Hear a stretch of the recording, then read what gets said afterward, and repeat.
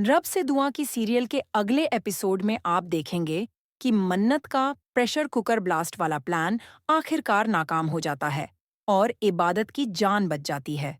लेकिन सुभान को इस नाकामी पर बहुत गुस्सा आ जाता है। अपनी खींच और गुस्से में वह मन्नत से यह भी स्वीकार करवा लेता है कि यह पूरी साजिश उसी की थी। इसके बाद सुभानगढ़ में पुलिस को बुला लेता है और मन्नत को गिरफ्तार करवाने की पूरी कोशिश करता है। हालांकि इबादत किसी तरह मन्नत की जान बचा लेती है।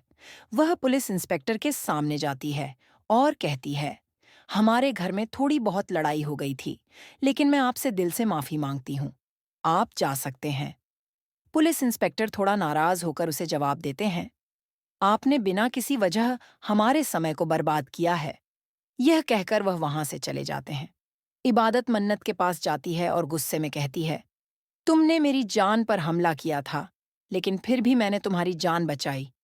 आखिर तुम किस हद तक गिर जाओगी मन्नत? मन्नत, जो हमेशा अपने गलत फैसलों से जूझ रही थी, इस समय बिल्कुल चुप थी। उसे खुद पर गुस्सा आ रहा था, लेकिन वह भी जानती थी कि इबादत ने उसकी जान बचाकर एक बड़ा काम किया है। इबादत की आंखों में गुस्सा और चिंता का मिला-जुला भाव था।